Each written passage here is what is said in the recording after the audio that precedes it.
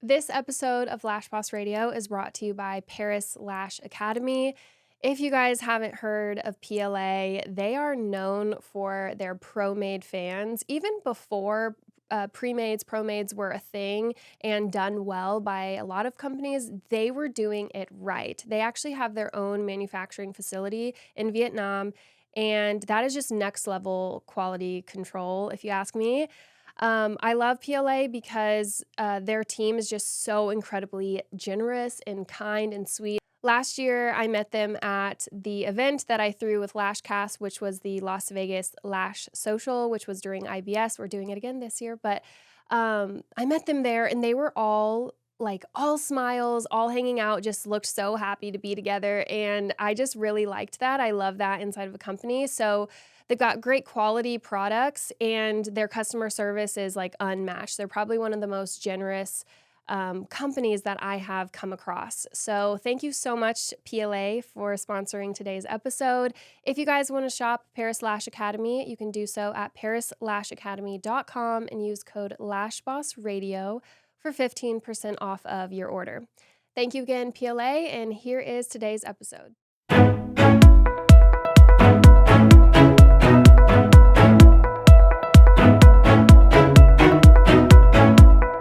Hi everyone, welcome back to Lash Boss Radio. I'm Shelby, your host, and today I am joined by a very special guest, Tiffani Mitchell.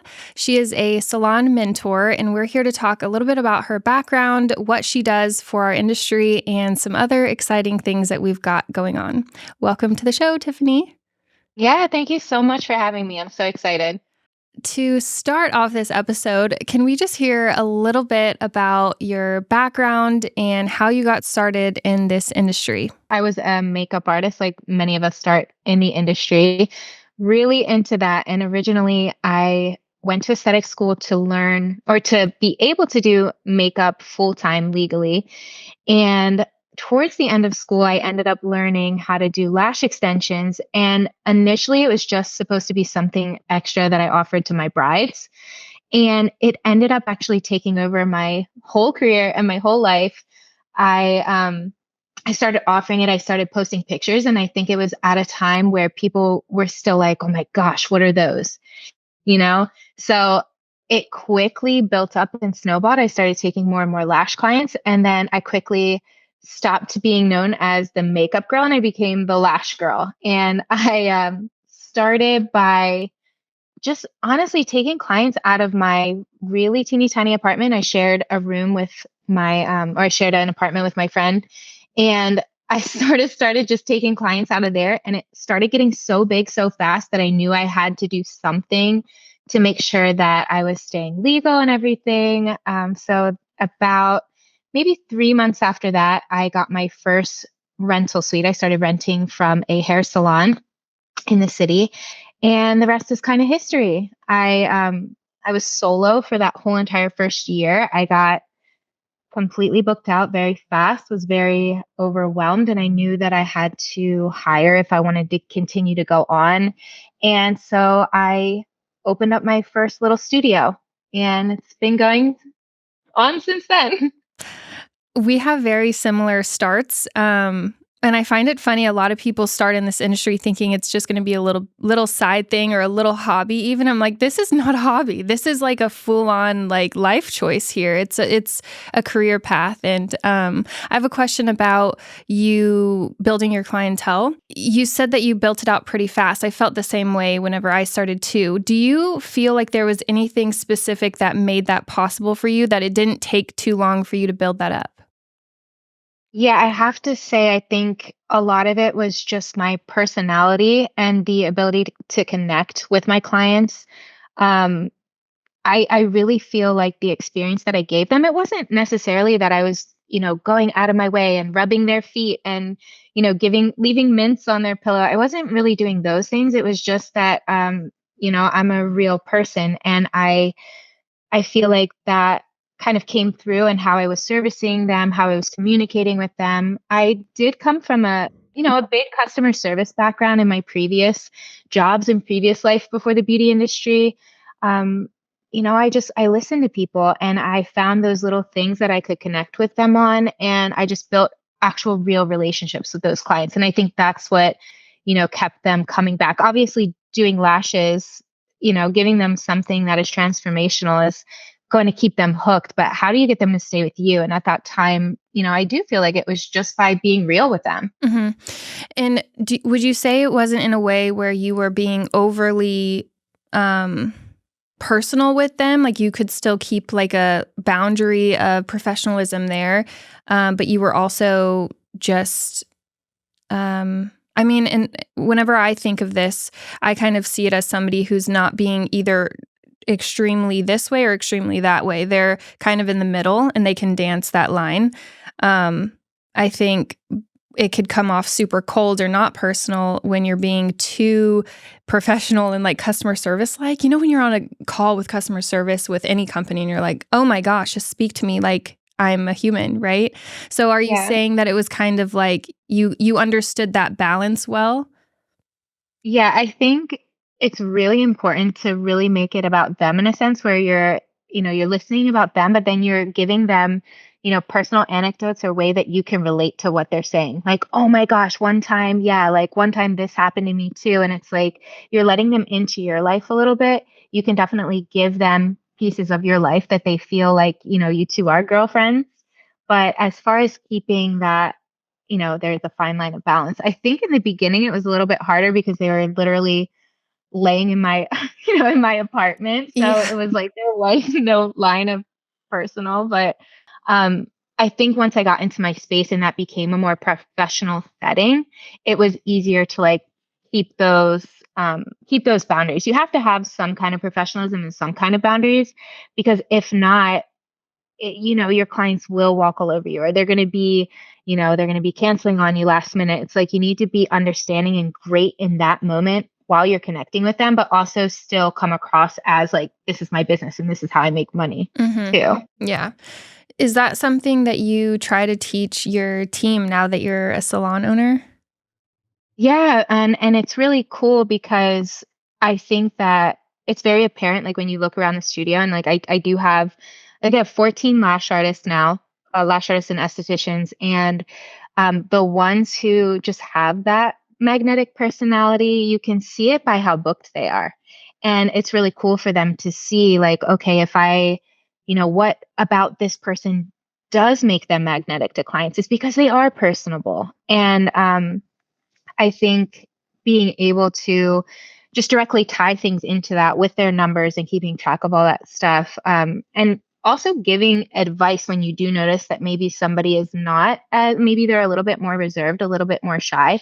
It's like not everybody has to be the same super bubbly, super happy every day, robot, but I'm like, if you could just find one thing to connect with your client on each time, and if you can remember that one thing and bring it up the next time that they come back, ask them how it's going. Like that's how you start to build actual relationships with your clients. Mhm. So, you have, uh, 2 salons, a big team, that doesn't just happen by chance. Do you have any advice for someone who might be in that situation now or looking to build a team one day? Is there anything that you know that, served you well, and is there anything that you feel like you would have done differently? Oh, that's a really good question. So, the first thing I would suggest if you're looking to bring on a team member, make sure that the demand is there.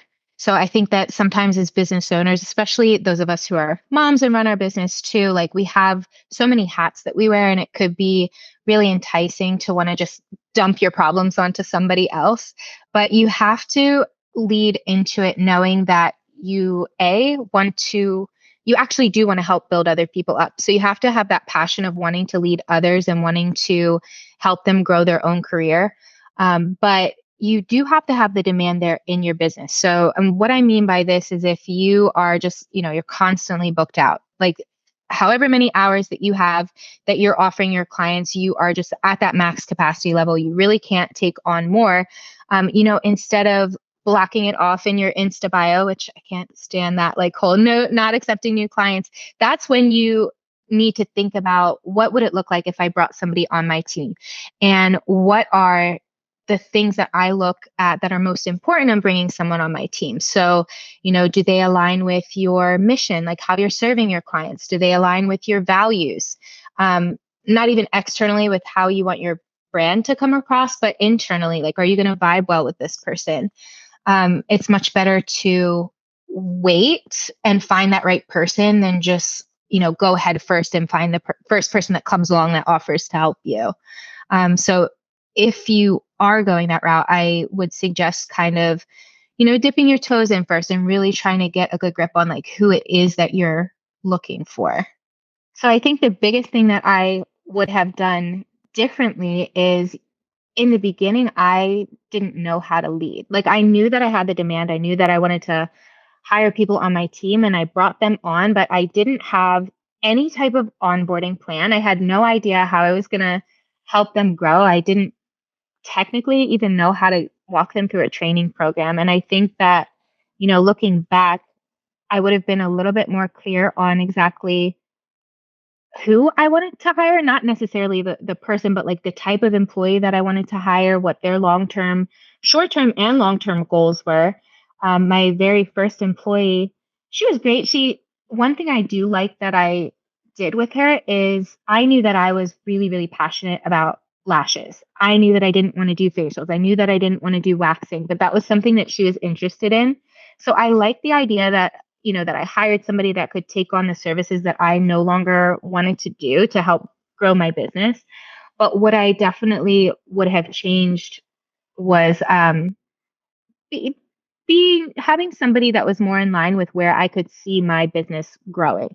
So that was number one. And then number two, really investing time in learning how to be a good leader because since I had been on my own for so long and never really had that experience, I feel, I let my emotion, I wore my emotions on my sleeves. If I was upset about something, if I wasn't happy about how she did something, I kind of like let that come out in how I handled things with her. And I think now, like looking back, the more that you define what your expectations are and learn how to communicate those to people, the more smoothly it will go as you start to build on them. Now that you're a salon mentor, do you kind of think back to how it was for you back in the day to kind of drive your course content or just your answers when they ask you a question that you're familiar with from when you were in that stage? Does your past experiences, growing your team and stuff, does that drive a lot of the reason why you're a salon mentor now? Oh yeah, 100%. Because I always say, you learn the most from the mistakes that you make. And I've definitely made my mistakes along the way, but I've learned so much in the last like 9, almost 10 years, I think going on 10 years now. And I don't know, like I'm just kind of a problem solver in general. And I get really excited when people do have questions that I'm like, oh, like pick me, I know the answer. And I've learned it as I go. And I feel like because I'm so passionate about it, I've soaked it in like a sponge. And then if I can help somebody not make the same mistakes that I did, or let them know, like, hey, you could do this, you could do this. This is what happened for me. But like at the end of the day, you're your own person. So, I can only give them different scenarios of what could happen. But yeah, I definitely pull them off of all of the crazy things that I've been through. Hmm. I just have to say, when I first got to know you, I feel like we just started talking about work and stuff. And it was after the summit when we had like a long chat after one of the days. I don't know if it was the last day or the first day, but I was sitting with you and I was just thinking, wow, like you really know your stuff because it took me a long time to kind of know some of the things about salon ownership and systems and everything. And it was like you just knew them already. And I just was like recognizing that, you've also, or you just have a lot of knowledge because you've walked kind of the same shoes I have. And so it's just really cool to see somebody else like just preaching things that I know are really beneficial for the industry and also just salon ownership, which is not an easy route to take. So I just have to commend you for that.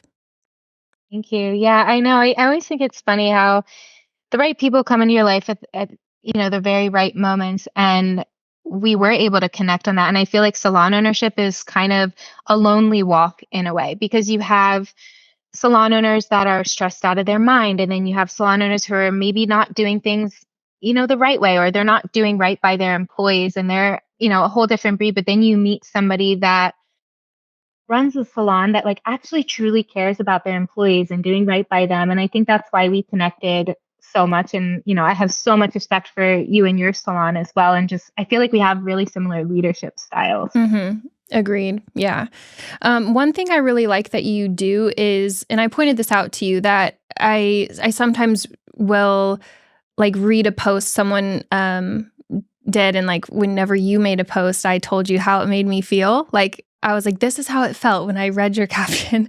But I really like that you don't have a one size fits all, or a this is the only right way to do something. I like that that's the approach that you take with certain things. I think that you have definitely best practices and generalized things, but there's multiple little routes you can take for each piece, it seems. And so I think that feels really safe as a salon owner to know, hey, there's this person out there who's not going to totally make me do all of this change. I can kind of go to her with my thoughts, and we can kind of come to the best solution for the problems that I have. And so I love that you do that. Can you talk a little bit about why it is that you approach things that way versus saying, this is the Tiffani Mitchell way of running a salon. Here you go. Yeah, because everybody's business is going to be different. Everybody's unique situation is going to be different, and everybody's goals are going to be different. You might be a salon owner that really loves the admin side of things, and you want to be in there day to day, and you thrive off of those relationships that you have with your clients. You might love, like me, like I love the business side of things. I love to figure out how I can get my salon to run without me necessarily having to be there every day, so I can work on like other passion projects. I'm definitely like a multifaceted, like passionate business owner. So I love the strategy behind like problem solving with that. So my goals might be different than your goals and somebody else's goals. And you have to be able to meet people where they're at. And my method might not work for everybody. My area might not be the same area as somebody else. And what I do might not work for you. But I think that, that old saying, teach a man to fish and he'll never go hungry, something along those lines. Like, I believe that if you give people the tools that they need to figure things out, then they can figure out what aligns best with them, what aligns best with their goals, and then they can make a decision. So, for instance, like it could be employee pay. So is this the right way? Is that the right way? I will give them, some salon owners do this, some salon owners do this. This is why you might do this one. Here are the pros and cons. Here's why you might want to do this. Or there's this other option over here. Which one of those sounds like something you might be interested in? And then we can kind of backtrack from there and figure out what else you need to do to make sure that all of those systems and processes fall in line with that. It almost empowers somebody to make their own decision that they think is right for their company, but also teaches them how they came upon that decision. That skill of solving the problem is also just a skill that they could use when they need to pivot or change a different pay structure, for example, in that one that you chose. So I really like that method because it's more about teaching them, as you say, how to do it versus like, here's what you have to do, and you'll need to use me forever, to keep being successful type of thing. What are the different capacities that you work with salon owners? Can you talk just a little bit about the services that you offer? Yeah, so I do a group coaching, like a group mentorship thing twice a year, where I will open the doors, I let salon owners in, and then I take them along this journey of like, okay, here are the main pillars that you need to focus on to create like a really strong salon. So it's everything from, getting really solid on your brand messaging, walking through systems, what systems I find very important and how to structure them as far as your policies and procedures go, not only with just how you're running the back end of your business, but also the procedures and processes with having employees and HR and what does, taking them through an onboarding experience mean. So we go through that. We go through learning how to kind of create different level structures and learn how to track and motivate your employees through goal setting. So that's kind of like a whole immersive experience where, you join the group once it launches. Every single week, there is a module that drips out with some course information, and then we jump on weekly one-on-one calls. So I'll have a big group of salon owners that walk through that. And anywhere from 6 to 10 weeks, we do that. And then at the end of it, we just kind of reflect on everything that we've gone through. And that's been probably the most rewarding, I would say, for me, because I love seeing how different salon owners from all over the country get to come in, and it's very apparent, like what we were just talking about, how everybody has a different story and everybody has, different types of employees. Like what's going to motivate your employees might not motivate my employees. So being able to take the principles of it and learn how to apply it to your own business, being able to ask questions, not only with me, but we have like a community channel that the girls can write back and forth to each other. And I think they also build relationships outside of the course with that. It was really cool. Some of my students this past time all went to LashCon, and I got to see them taking pictures together. So that was really nice. But that's my big thing. And then I have my one-on-one mentorships. So we usually do, depending on what you are trying to accomplish, we have a 6-week and a 12-week mentorship where I'm just meeting with you one-on-one each week. And we go over your goals in, deep expectations that come along with that. Like what are your goals that you're trying to achieve, and how can I help you to get there? And then we kind of take you along that journey there. And then lastly, this past year, I created this little salon mastermind that I'm obsessed with, where I have just some higher level, like salon owners, like, me and you, who just like really want to do things the right way, but they want to connect with people on that different level that are going through the same things as them.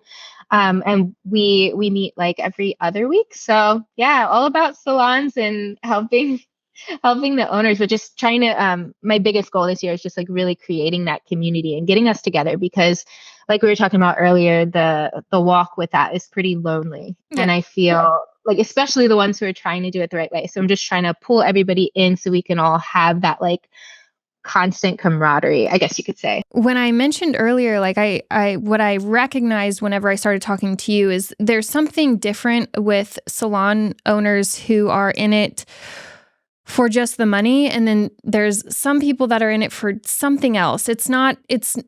You almost never hear them talk about money, and you don't hear them referring to their team as like just, well, how many do you have? Well, how many do you have? It doesn't feel like that. It's more just about, it's something different. Like I feel like we never talk about just profitability or just pay or anything. We talk about so much more, like the culture in the salon and other things. And so, yeah, I think that's really cool. So as a business owner, there's, so many opportunities for continuing your education, like conferences or taking a course online or something like that.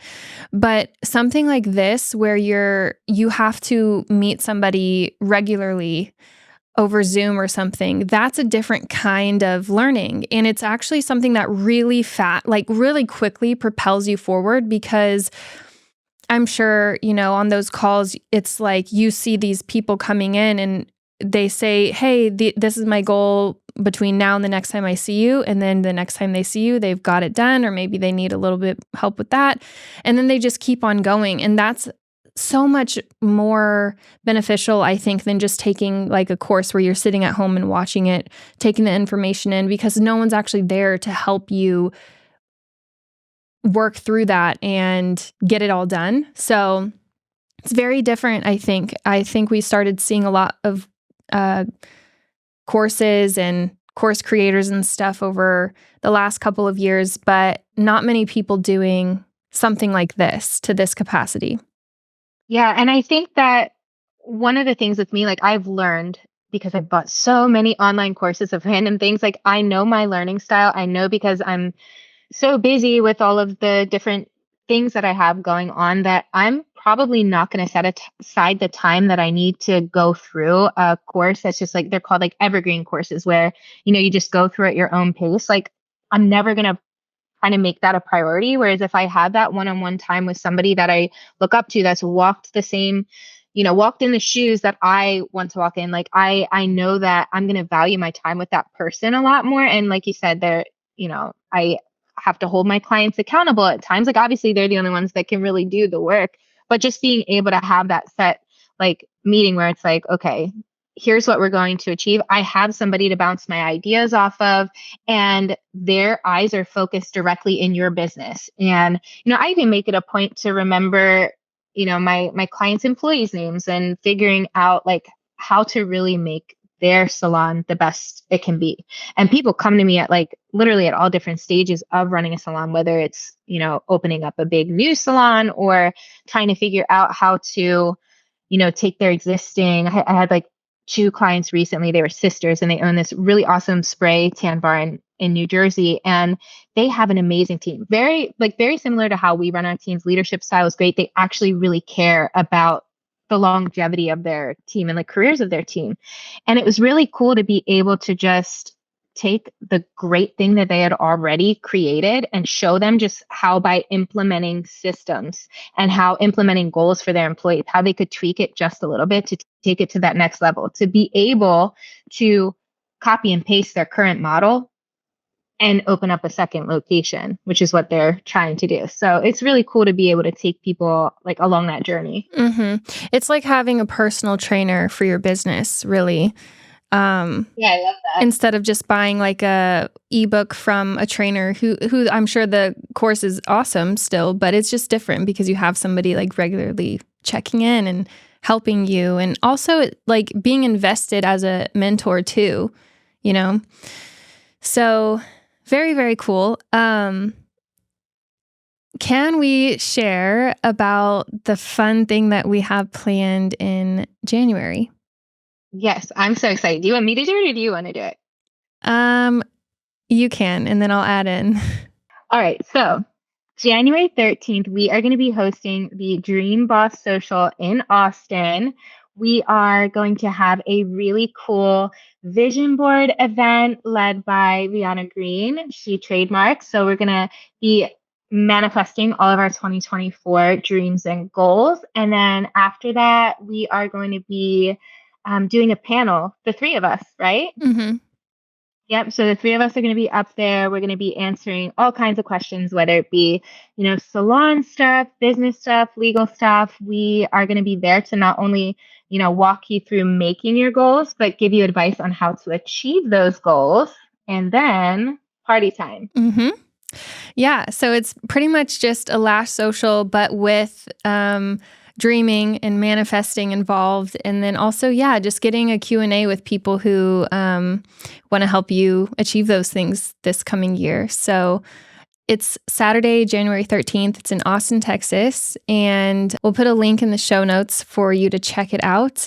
I'm just excited because I feel like it's just going to be a really uplifting and motivating event. Like if you haven't been to any of the other like big lash events, like obviously Lash Boss Summit or Lash Con, like my favorite part about these kind of events is just that you get to meet people you wouldn't normally meet, like-minded people that are all really like dreaming the same kind of dreams as you when it comes to this industry. And just like, you're going to be in a room with people who are literally paying to like want to get the education and be around people that are bettering themselves, So I think that's where we were at when we were, daydreaming this event. And I'm just so excited that it's now coming to fruition. Mm-hmm.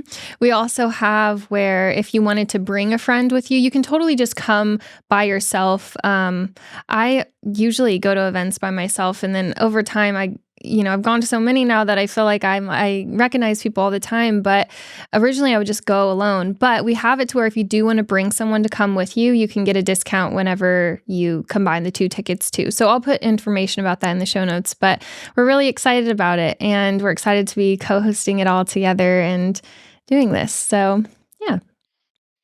Yeah, I'm excited. And I'm super excited for Last Boss Summit too. You're going to be speaking on stage this year. So I know. that'll be Yeah, awesome. yeah, I'm so excited. We're going to be talking actually kind of going into what we were talking about here a little bit more today, but diving deeper really into how to make goals, for yourself or even for your business as far as numbers and what those numbers are actually telling you about your business. So obviously I do this for my employees all of the time, but I started solo too. So these are numbers that you can even, use and track yourself for progress and growth and to figure out if maybe owning a salon is right for you one day, or maybe you just want to raise your prices and you want to have some like numerical data behind it before you do it. Like that's what I'm going to be speaking on. So I'm really grateful for the opportunity. Thank you. Of course. Yeah. I'm so ready for the summit, and I know the lineup is going to be awesome, just like last year. You did speak last year, but it was on the virtual mastermind. But yeah, so I'm happy that you'll be on stage for next year. So yeah. Yeah, guys. And if you didn't get to go last year, it was honestly, even though I was virtual, I did attend in person, and I was honestly just blown away. And I'm not just doing that to gas or saying that to gas Shelby up, but it was really impressive. Like everybody there was so happy. Like the speakers were all on point, and they were speaking about things that you don't necessarily hear them speak on. So I got so much information from that, like even being, where I'm at, like there was such a good mix of artistry and business and just like real life application that you could apply. Yeah, I don't know. I think that if you have been on the fence, it's something that you should absolutely plan out for this year. Thank you for saying that. I think the biggest thing people were saying about it was like they loved how accessible the speakers were because it was more intimate. And I felt like everyone there was really genuine and very loving, and it was just everyone was in like a great mood, I guess, and everyone just kind of hung out after the event was over and just on the couches in the lobby and just really getting to talk to everyone was my favorite part of the night. That is my favorite thing, which you know that, but I love connecting with people. My heart is doing backflips. Like I love that stuff. So I was having a great time, but I also loved that other people got to experience that and get their cup filled too. So yeah, I'm excited. Yeah, I can honestly say that was probably some of my strongest relationships that I formed this year were formed at Lash Boss. Like a Hmm. lot of the connections that I made that year. And yeah, I think it's like a no brainer. So, what else is going on for you or coming up for you? And also, when is your next 7-figure foundation course launch? Yeah, so I literally just finished the last cohort. Super sad that that is done, but we will be ramping up and launching the group coaching course again this January, late January. If you are interested in getting in on that, you can either head to my website or go to Instagram and just get yourself on the wait list. I will have a pre-sale actually probably right around Black Friday. So if you are interested in getting in on that rate, like just head over there, get on the wait list, and I'll make sure I email you within the next couple weeks. Also, before we go, I wanted to talk a little bit about your podcast. You just started a podcast recently called the Lash Journey Podcast. Can you share a little bit about what you talk about on the show and what you have planned coming up? Yeah, so I have launched a business slash podcast. So I basically just come on every week and I talk about a different topic, either something that's been weighing on me or maybe my opinion on something, but very educational. Like I'll go into just different ways you can boost your revenue. Obviously, a lot about leading a team or things that mistakes that I've made, how I've overcome them. industry events, like all of that good stuff. I try to keep a little mix. I try to have some great guests on there. But yeah, so far I am loving it. Well, thank you so much for coming on the show and sharing a little bit about your lash journey and all of the stuff that you've got going on. Yeah, thank you so much. It's always so great talking to you and connecting with you. And guys, we can't wait to see you in January. Yeah, January 13th, Austin, Texas for Dream Boss Social. Yep, we'll see you there.